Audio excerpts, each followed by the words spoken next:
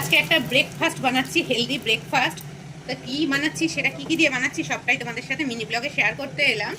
তো চলো প্রথমে ছেড়ে দিই, কারণ এইগুলো করতে কিন্তু অনেকটা টাইম লেগে যায়। তো সুন্দর করে রাখো।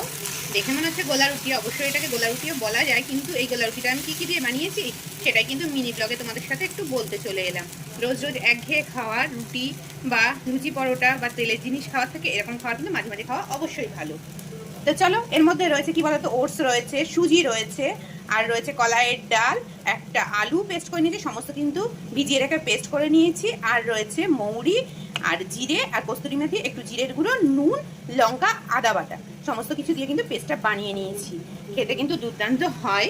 এটা কিন্তু তোমরা টমেটো কেচাপ বা দই দিয়ে সার্ভ করতে পারো। তো চলো উল্টে নিয়ে তারপরে ফিরছি। এই যে উল্টে দিয়েছি, উল্টো পিঠটা ভাজতে দিয়ে দিয়েছি। তো রেডি হয়ে গেছে আমার ব্রেকফাস্ট। টমেটো কেচাপ দিয়ে দিয়েছি। তা তোমরা কিন্তু এটা শুধুও খেতে পারো, কারণ সমস্ত কিছু মশলা যেহেতু দেওয়া আছে, শুধু খেতেও কিন্তু দারুণ লাগে। অবশ্যই কিন্তু একবার খেয়ে দেখতে পারো। যারা আমরা হেলদি খাবার খাওয়া পছন্দ করি তাদের জন্যই মেনলি রেসিপিটা। কিন্তু চলো মিনি ব্লগে এটাই শেয়ার করা ছিল। টাটা।